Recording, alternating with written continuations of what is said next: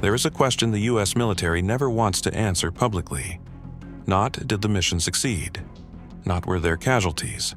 The question they fear most is simpler than that, and far more dangerous. Do you know where he is?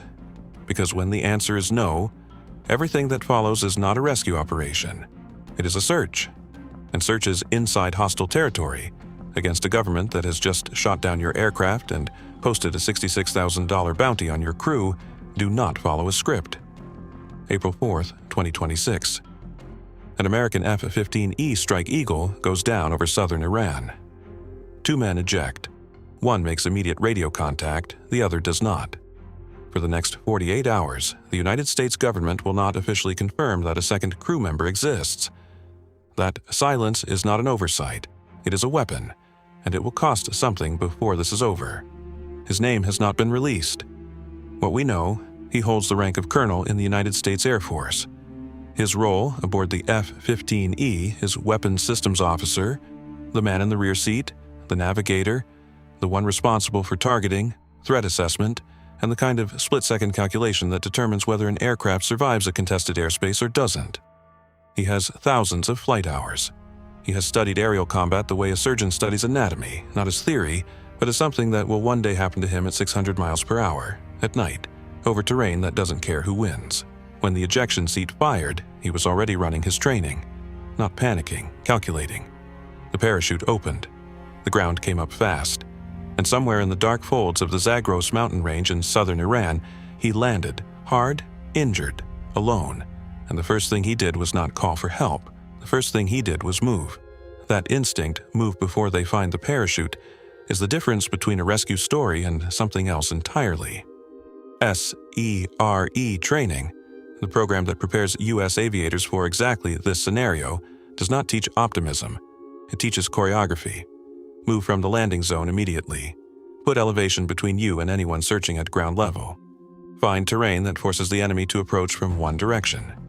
Never broadcast your beacon continuously. The enemy has radios too. He climbed.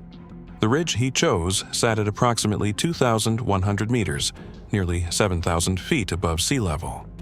The air was thin, the rock was loose. His injuries from the ejection were real, though classified in their specifics.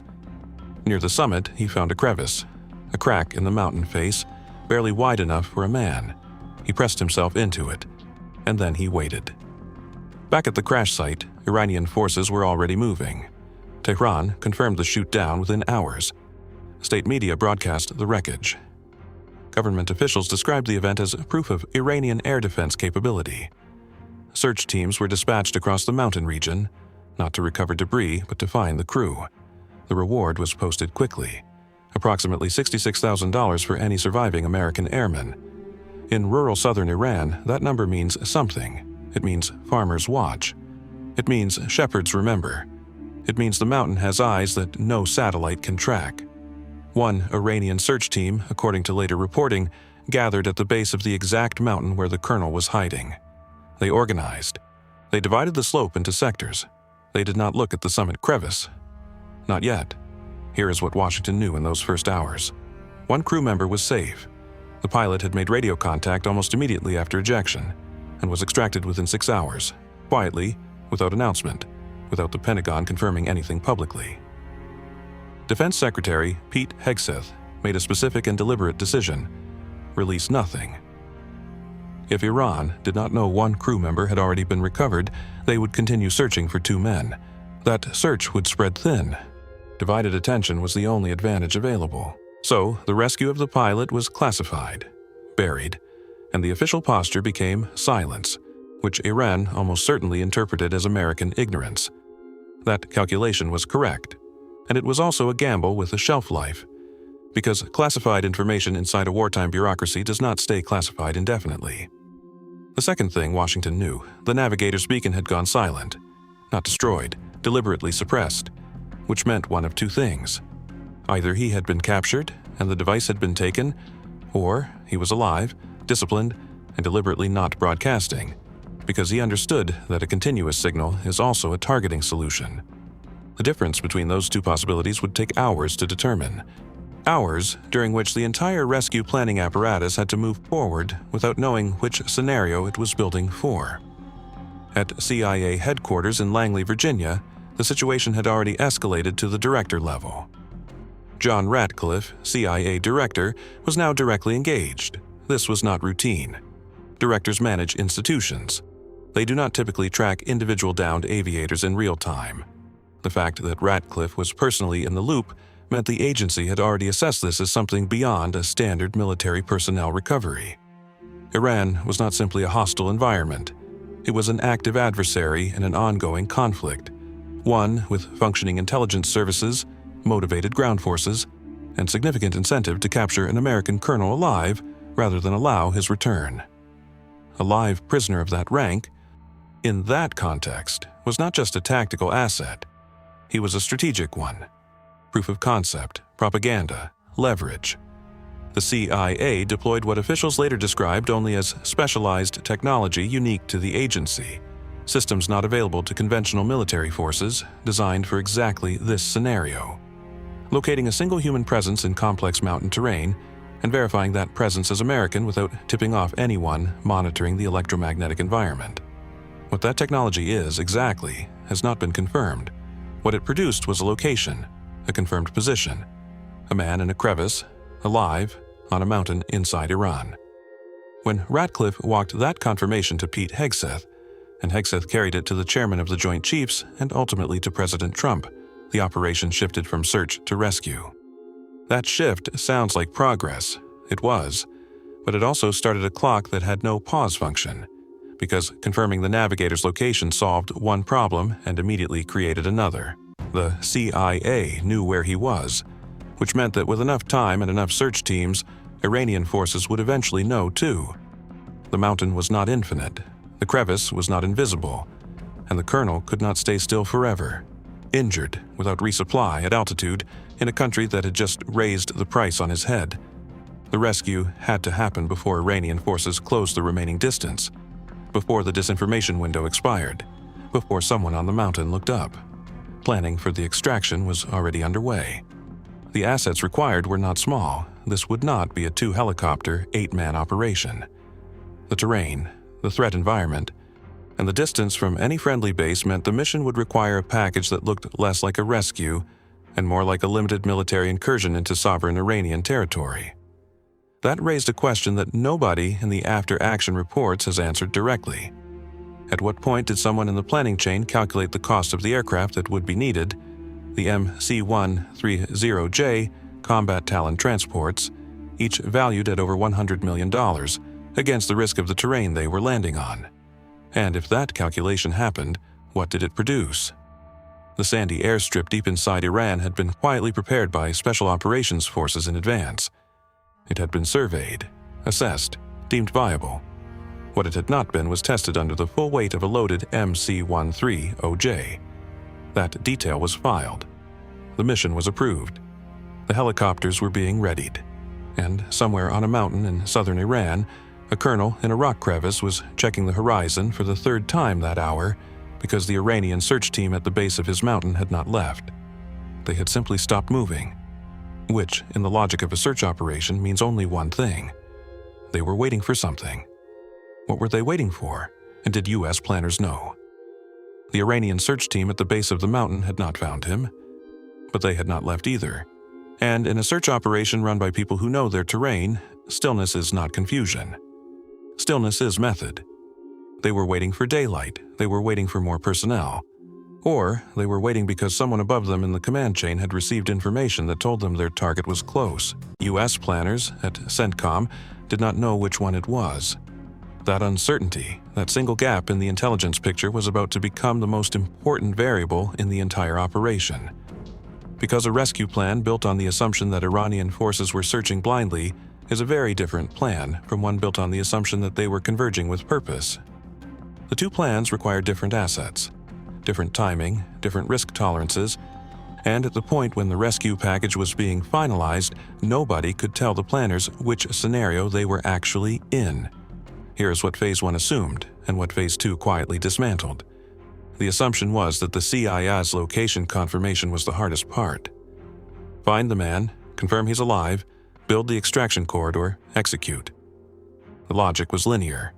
Intelligence leads to planning. Planning leads to execution. Execution leads to recovery. Clean phases, manageable variables. What nobody had fully accounted for was that the moment CIA confirmed the Navigator's location, the rescue operation itself became an intelligence event. Moving hundreds of special operations personnel, dozens of aircraft, aerial refueling packages, and Reaper drone coverage into Iranian airspace is not invisible. It generates radar signatures. It requires communication. It demands coordination across multiple commands, CENTCOM, CIA, and at least one foreign intelligence partner whose involvement would not be officially acknowledged for days. Every one of those movements created a signal, and Iran, whatever its limitations, has functioning signals intelligence infrastructure. The question was not whether Iran would detect elevated U.S. military activity in the region. They would. The question was whether they would correctly interpret what it meant before the rescue force reached the mountain. That question did not have a clean answer on the night the helicopters were being loaded. The Israeli dimension entered the picture here, and it entered quietly. Officials later confirmed that Israeli intelligence was actively feeding information to U.S. planners during the rescue window. The nature of that support was described in broad terms: real-time signals intelligence, monitoring of Iranian air activity, and assistance in blocking or degrading Iranian airstrikes that could threaten the extraction corridor. That last element deserves a moment. Blocking Iranian airstrikes during a covert rescue operation inside Iranian territory means active electronic or kinetic interference with Iranian air defense systems, systems that Iran operates on its own soil, within its own borders. It means Israel was, functionally, running a parallel suppression operation in support of a U.S. mission that Washington had not publicly acknowledged. The coordination required for that level of integration does not happen in real time. It is pre-planned, pre-authorized, built on existing architecture that connects U.S. and Israeli military and intelligence systems at a depth that neither government routinely confirms. Which means the rescue of one American colonel activated a layer of U.S.-Israeli operational partnership that will now be, at minimum, partially visible to Iranian intelligence analysts reading the post-mission reporting. That visibility has a cost. What that cost produces, in Iranian escalation decisions, in back-channel negotiations, in the calculations of every regional actor watching the partnership operate in real time, is not yet known. File that away, it will land later. Inside the planning cell, the abort discussion happened on Saturday afternoon. It was not a long conversation, but it happened, and the people who were in the room have not described it as a formality. The core of the concern was timing. The CIA's disinformation operation, the false rumor seeded into Iranian field communications, suggesting the Navigator had already been found and was being moved by convoy, had been running for hours. It had worked. Iranian search teams showed measurable confusion. Some pulled back from the mountain. Focus shifted toward roads. But disinformation has a half-life. Once Iranian commanders started checking their own sources and found no convoy, no American prisoner, no confirmation of any transfer, the correction would come. And when it came, it would not just neutralize the deception, it would tell Iranian commanders that someone was actively manipulating their communications. That realization would sharpen their search, not scatter it. Paranoid forces do not search less carefully. They search differently. The window was somewhere between 6 and 12 hours from the moment the disinformation was planted. Possibly less, depending on how quickly Iranian field commanders escalated their doubts up the chain. The rescue package needed to be inside Iran before that window closed. One senior planning official, according to later reconstructions, raised a direct question. If the landing zone, the sandy airstrip prepared for the MC-13OJ extraction, had not been weight-tested under full aircraft load, and the disinformation window was collapsing, and Iranian forces had not fully withdrawn from the base of the mountain, was the operation being launched with too many unresolved variables stacked simultaneously? The answer given was not a reassurance, it was a calculation. Every hour of delay increased the probability that Iranian forces reached the Navigator before U.S. forces did. An imperfect launch now was measurably better than a perfect launch that arrived too late. The abort discussion ended. The mission was confirmed. But the question about the airstrip was not answered. It was deferred. Here is the reframe. Everything up to this point has operated on a foundational premise. The CIA found the colonel, the U.S. military built the rescue package, and the primary obstacle was Iranian forces on the mountain. That premise is not wrong, but it is incomplete, because the deeper problem, the one that the official statements and even the detailed post-mission reporting tend to treat as an operational footnote, is not what Iran was doing on that mountain. It is what U.S. planners did not know about the ground they were landing on. The MC-13OJ Combat Talon is a remarkable aircraft. It is built for exactly this kind of operation: austere airstrips, denied environments, minimal infrastructure. Special Operations Forces had surveyed the sandy landing zone inside Iran. They had assessed it. They had, by all accounts, determined it was viable. But aircraft assessment under survey conditions and aircraft behavior under the actual weight of a fully loaded MC-130J, with crew aboard, with the thermal conditions of southern Iran in April, with the specific composition of the sand at that location, those are not the same calculation. The survey said, this will work. The sand had not yet been asked. The colonel did not know any of this. In the crevice, 2,100 meters above the search teams, the calculation was simpler and more immediate. His water supply was finite. His injuries were manageable but not healing. The altitude was wearing on him in ways that accumulate slowly and then matter suddenly. He had been making brief, sporadic contact with U.S. forces using the narrow communication windows his training told him were safe. Short transmissions, irregular intervals. Never from the same position twice if he could manage it. At some point on Saturday, he received confirmation that the rescue was coming. What he was not told, because operational security required it, and because it would have served no useful purpose, was that the rescue force was launching into an environment where the deception cover was degrading. The Israeli support architecture had been partially exposed. The landing zone was unverified under load, and an abort had been discussed and rejected less than 12 hours earlier. He knew they were coming. He did not know what they were flying into. And the Iranian search team at the base of his mountain, the one that had gone still, had, sometime in the hours before the helicopters launched, begun to move again. Not toward the summit. Not yet. But the direction had changed. There is a version of this operation where the disinformation holds longer, where the Iranian search teams stay confused for another 6 hours, where the MC-130Js land cleanly, and the extraction takes 40 minutes and nobody has to make a decision with incomplete information under time pressure inside hostile territory. That version did not happen. What happened instead is a story about what occurs when you launch a mission knowing that at least 3 of your critical assumptions are unverified, and you launch anyway, because the alternative is watching a man get captured on a mountain while you wait for certainty that will never come. The helicopters were in the air. The Navigator was in the crevice. The Iranian team was moving. And the sandy airstrip was waiting to answer the question that nobody had asked it yet. The rescue force was 30 minutes from the mountain. The disinformation window had 7 hours left, or possibly 2. Nobody knew which. The helicopters launched at night, not at the planned time. 40 minutes late, because one of the supporting Reaper drones tasked with monitoring the approach corridor to the mountain had lost its data link for 11 minutes during the final pre-launch window. 11 minutes of blindness over the exact terrain the helicopters needed to cross. The mission clock held. The drone re-established contact. The launch was approved.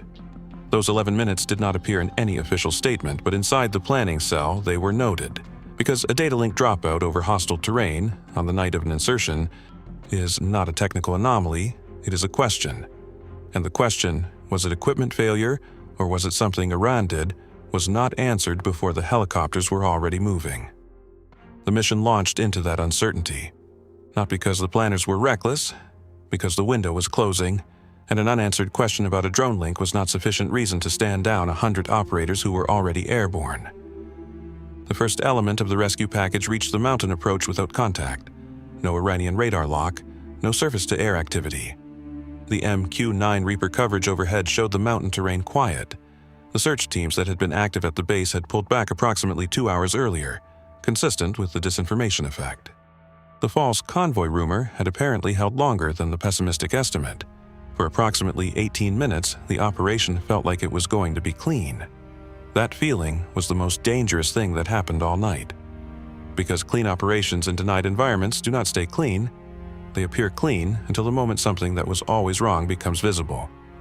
And in those 18 minutes, while the helicopter element was holding position 3 kilometers from the mountain, waiting for final confirmation of the Navigator's beacon signal, the ground picture was already changing in a way the overhead coverage had not yet processed. The Iranian search element that had pulled back was not dispersing, it was repositioning, moving laterally along the mountain's eastern ridgeline, not toward the summit, but to a position that, if held, would put them between the landing zone and the crevice. The Reaper feed showed this, but the analyst processing that feed was tracking 6 separate elements simultaneously, and the lateral movement read initially as withdrawal.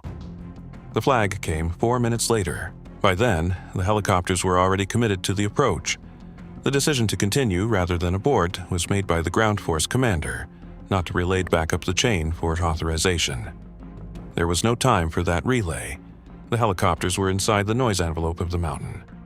Turning back now meant a visible departure, a blown insertion window, and a navigator who would be on the mountain for at least another 6 hours while Iranian forces completed their repositioning.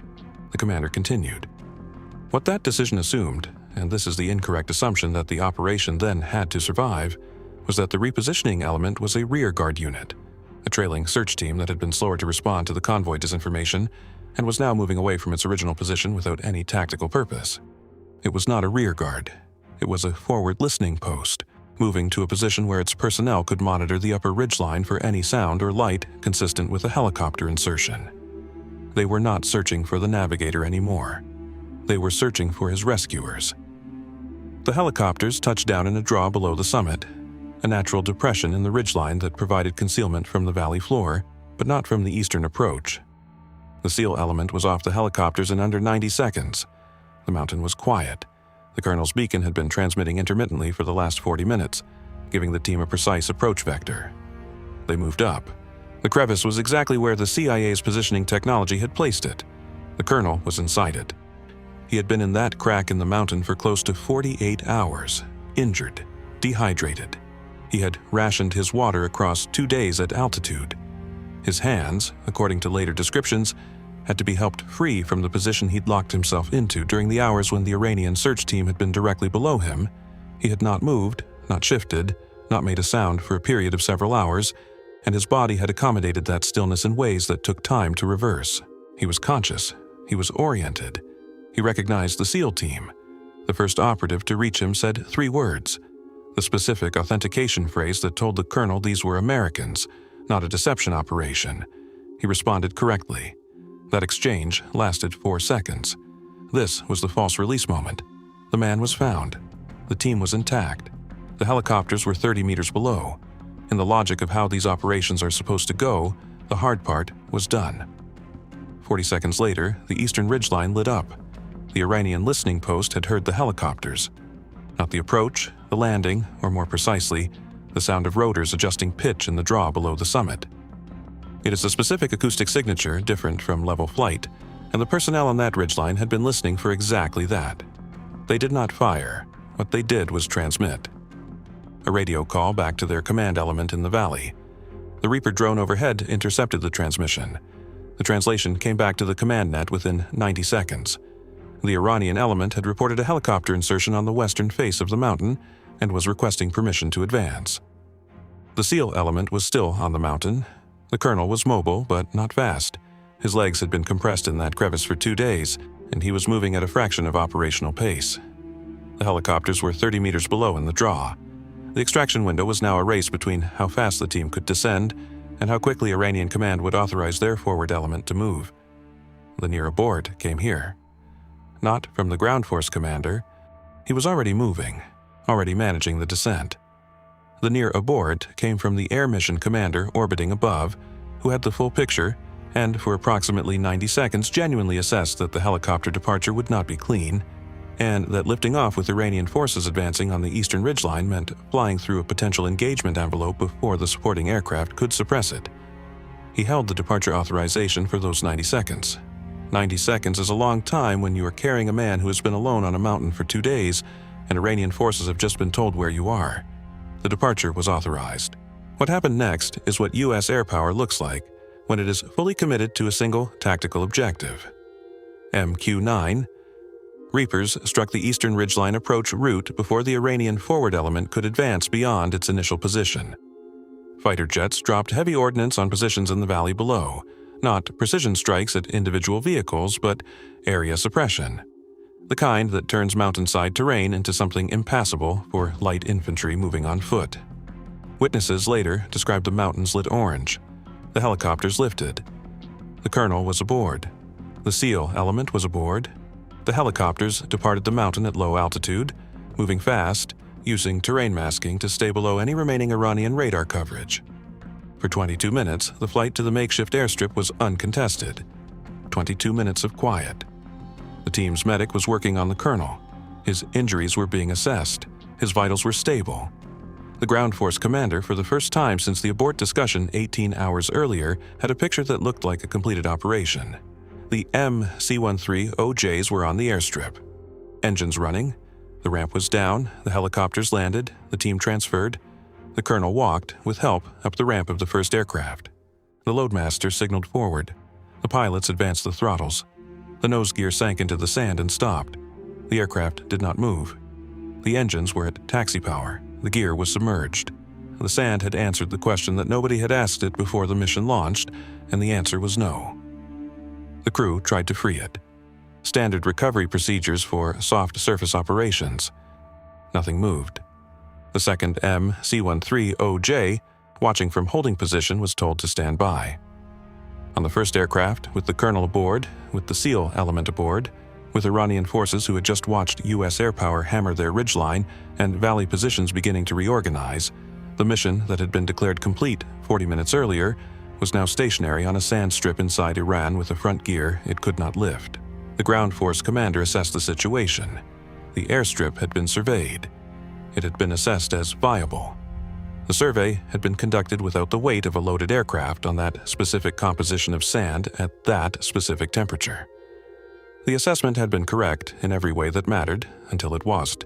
3 replacement aircraft were being called forward, and the night, which had briefly felt like it was ending, was still not over. The replacement aircraft were already in the air when the first MC-13OJ's crew made the call that nobody wanted to make. The 2 disabled planes, each valued at over $100 million, each carrying avionics, communication systems, and special operations integration technology that represents decades of classified development, would have to be destroyed on the ground. There was no recovery option. There was no time for one. Iranian forces were reorganizing after the airstrikes. The disinformation window was fully burned. Every minute the rescue force spent stationary on that strip was a minute Iranian command was calculating the exact coordinates of the noise they had been hearing. The destruction order was prepared, but it would not be executed until the last replacement aircraft cleared Iranian airspace.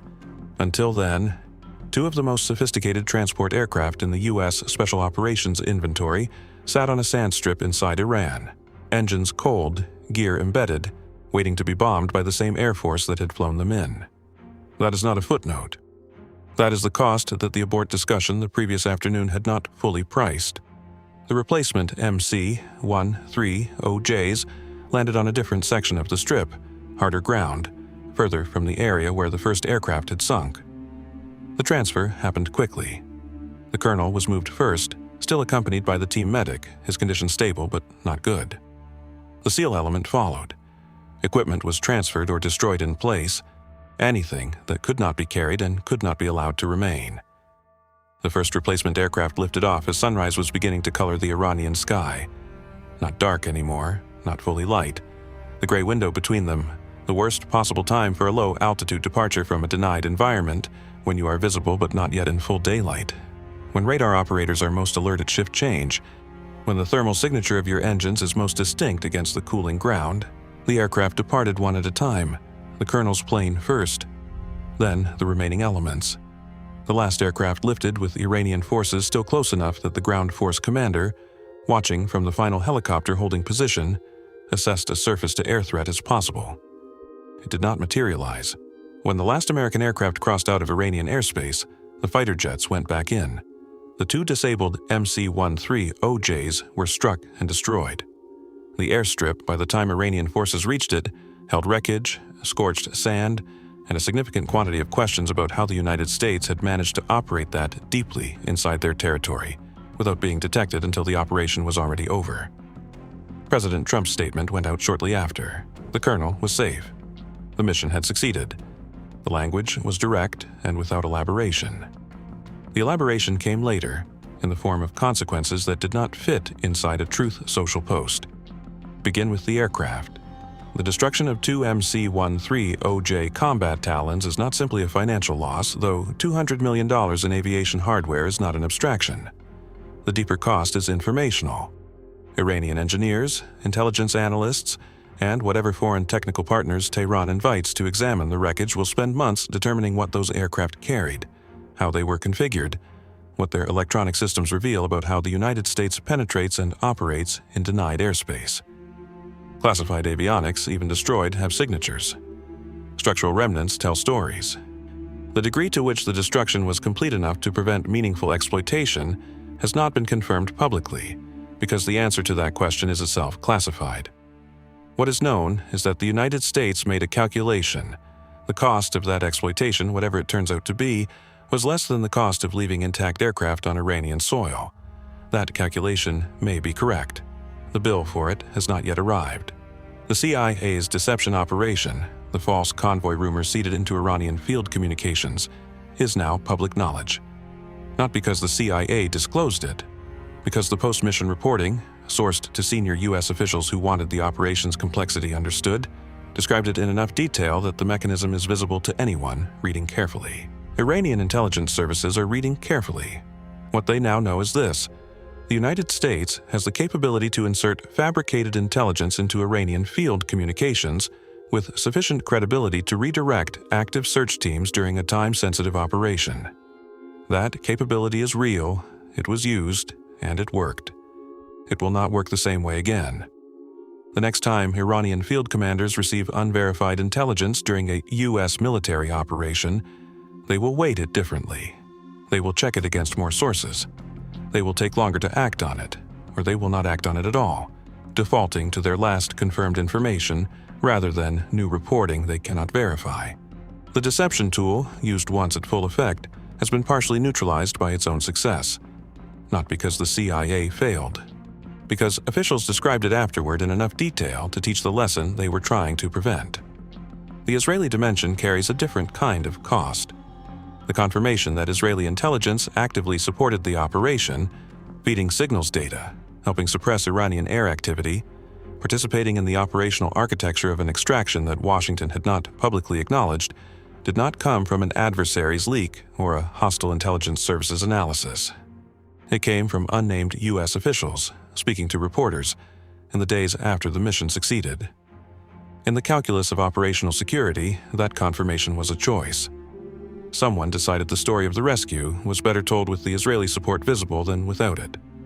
That decision may have been correct for domestic or diplomatic purposes.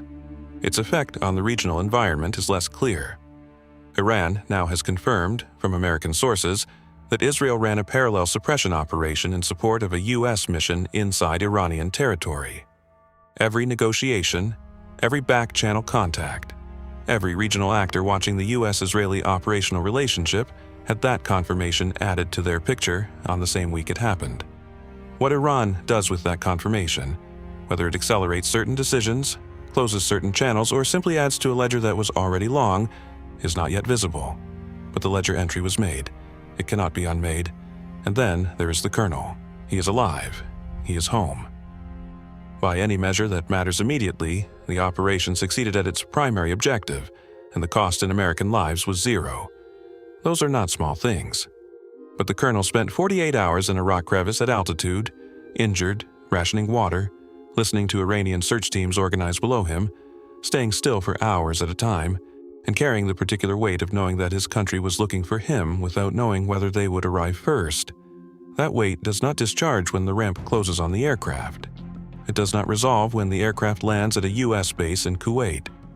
It follows the person who carried it. The specific psychological architecture of what those 48 hours produced in a man who has spent a career operating at high stakes.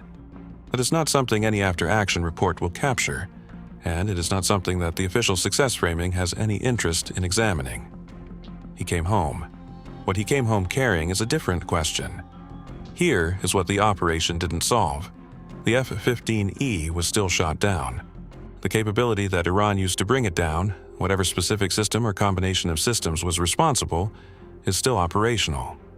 The shoot-down itself, and what it revealed about Iranian air defense effectiveness against U.S. aircraft in contested Iranian airspace, was not addressed by the rescue. It was not meant to be, but the question it raised did not disappear because the Navigator was recovered. The operation proved something specific.